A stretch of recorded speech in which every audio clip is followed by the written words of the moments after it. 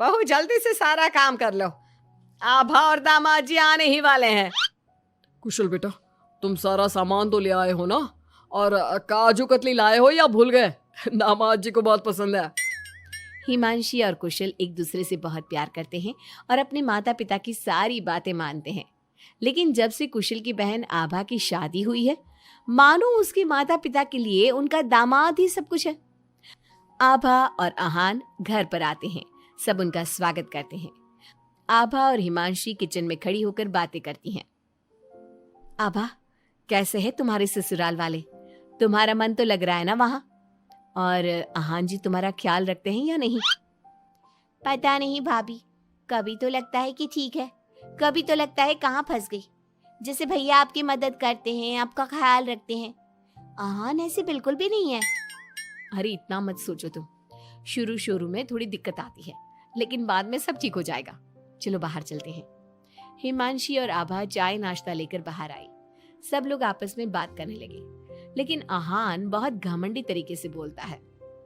आपका घर तो बहुत बड़ा है ससुर जी, आपका और कुशल का बिजनेस भी बहुत अच्छा चल रहा है, तो आप लोगों ने दहेज देने में इतनी कंजूसी क्यों की? अरे दामाद जी, कैसी बात कर रहे हो? आपके परिवार ने जिस जिस चीज की मांग की थी वो सब हमने आपको दिया है। अगर किसी चीज की फिर भी कमी रह गई है तो बता दीजिए। कुछ चीजें बिना मांगे भी तो दी जा सकती है ससुर जी। आहान, अगर तुम्हें कुछ और चाहिए तो बता दो, हम तुम्हारी सारी इच्छा पूरी करेंगे। आहान प्लेट से बिस्किट उठाकर बोलता है। मांगने से दिया तो क्या दिया, वैसे भी आप लोग मेरी डिमांड कभी पूरी नहीं कर पाओगे। आभा और आहान अपने घर चले गए। उनके जाने के बाद कुशल कहता है। मम्मी, हमने आभा की शादी गलत घर में तो नहीं कर दी? आहान और उसके घर वाले तो लालची लग रहे हैं। अरे चुप कर तू, दामाद ऐसे ही होते हैं, तेरी तरह नहीं कि तूने अपने ससुराल वालों से कुछ नहीं लिया और हर समय अपनी पत्नी से चिपका रहता है। ऑफिस से थका हारा आता है और अपनी पत्नी के साथ घर के कामों में मदद करता है। मम्मी, दहेज लेना तो गलत बात है ना, और हमारे पास किस चीज की कमी है? मैं अगर हिमांशी का घर के काम में हाथ बटाता हूँ तो वो भी मेरा ऑफिस का बहुत सारा काम करती है। इसमें बुरा क्या है? पति पत्नी को एक दूसरे की मदद करनी चाहिए। बेटा, किसी चीज की कमी तो आहान के घर पर भी नहीं है, लेकिन फिर भी हमने उसे दहेज दिया ना। ना केवल दहेज दिया बल्कि उनकी जो भी डिमांड थी वो सारी पूरी की। और उसने क्या किया? आपके और मम्मी के सामने ताने सुनाकर चला गया। आप दोनों को इससे दुख होगा। आहान ने इसका बिल्कुल ख्याल नहीं किया। बेचारी आभा का तो चेहरा देखने लायक था। कितनी शर्मिंदा हो रही थी वो अपने पति की बातों से। इस तरह कुशल ने अपने माता पिता को समझाने की खूब कोशिश की, लेकिन उसके माता पिता आहान को ही सपोर्ट करते रहे। और करते भी क्यों ना, हमारे समाज ने दामाद का रुतबा बहुत ऊंचे स्थान पर रखा है, चाहे फिर उनकी सोच कितनी भी नीची क्यों ना हो। इसी तरह से कई दिन बीत गए और एक दिन आभा अपने घर पर रोती हुई आई। अरे आभा, तुम रो क्यों रही हो? और ये तुम्हारे चेहरे पर निशान कैसे? आभा लगातार रोए जा रही थी।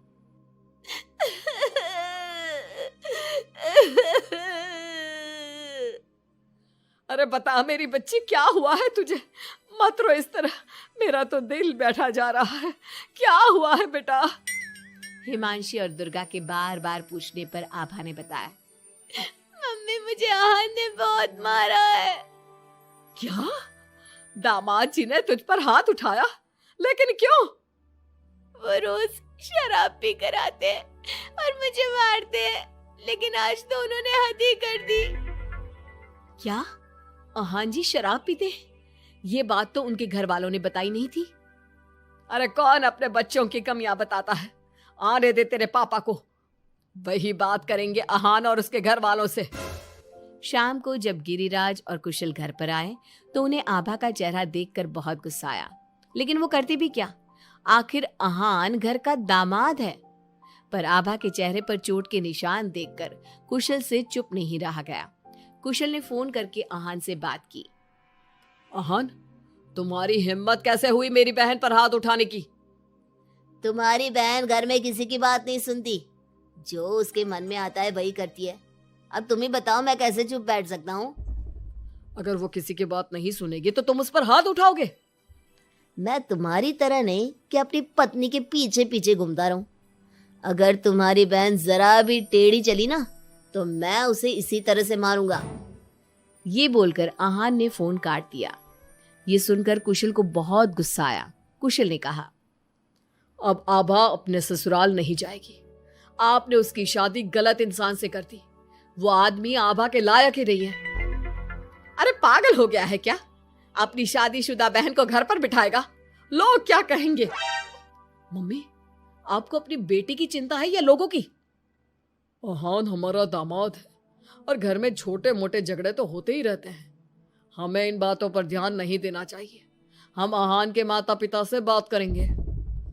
आभा को आहान बिल्कुल पसंद नहीं था, लेकिन उसके माता पिता समाज के डर से उसे बार बार आहान के घर पर भेज देते थे। इस बार भी आभा को अपने ससुराल जाना पड़ा। एक दिन हिमांशी की तबीयत खराब हो गई तो उसने घर का काम नहीं किया। तबीयत खराब होने का बहाना बनाकर सुबह से लेटी है। तुझे इस घर में जितना आराम मिला है ना, दुनिया में किसी बहू को कहीं इतना आराम नहीं मिला होगा। तेरा तो पति भी तेरे साथ काम कराता है। देख मेरी आभा को, बेचारी कितना पिटती है अपने पति से और सारे घर का काम खुद ही करती है। शाम को जब कुशल घर आता है तो हिमांशी उसे सारी बात बताती है। तुम मम्मी की बात का बुरा मत माना करो। मम्मी चाहती है कि मैं उनके निकम्मे दामाद की तरह बन जाऊं, जो अपनी पत्नी की बिल्कुल भी इज्जत नहीं करता। लेकिन मैं ऐसा नहीं बन सकता। कुशल ने हिमांशी का बहुत ख्याल रखा और वो जल्दी ही ठीक हो गई। वहीं आहान आभा के साथ बहुत बुरा बर्ताव करता था। आभा के माता पिता ना तो आभा की बात सुनते और ना ही कुशल की। एक दिन आहान किसी काम के सिलसिले में शहर से बाहर गया हुआ था। वो जिस होटल में रुका था वहां उसे आहान दिखा। अरे ये तो आहान लग रहा है, मगर इसके साथ ये लड़की कौन है? कुशल ने वहां कुछ लोगों से पूछताछ की तो उन्होंने बताया, ये तो अक्सर इस होटल में अलग अलग लड़कियों के साथ आते हैं। लेकिन आप ये सब क्यों पूछ रहे हो? कुशल बिना कुछ बोले वहां से चला जाता है और घर आकर सभी को ये बात बताता है। लेकिन उसके माता पिता को तो इस बात से भी कोई फर्क नहीं पड़ा। अरे बेटा, इस बात को यहीं खत्म कर दो। हम आहान से क्या कह सकते हैं?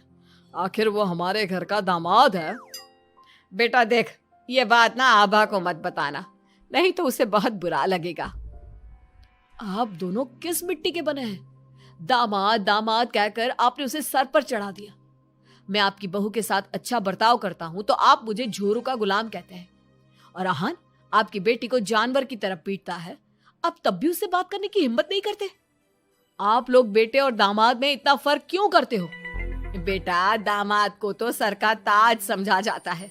हमेशा से ऐसा ही चलता आया है। अरे हमारे समाज ने ऐसे ही नियम बनाए हैं। चाहे वो आपकी बेटी के साथ कैसा भी बर्ताव करे, उसे जानवरों की तरह मारे पीटे।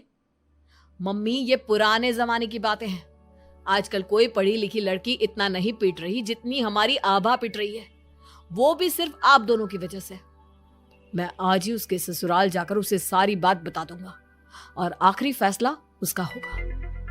कुशल और हिमांशी आभा के पास जाकर उसे आहान की सारी सच्चाई बता देते हैं। आभा अपने भाई के साथ आ जाती है। घर आकर वो अपने पति को तलाक के पेपर भेजती है। हालांकि गिरिराज और दुर्गा अभी भी अपने दामाद के साथ है और तलाक के खिलाफ। उनको अभी भी समाज की चिंता है, बेटी की नहीं।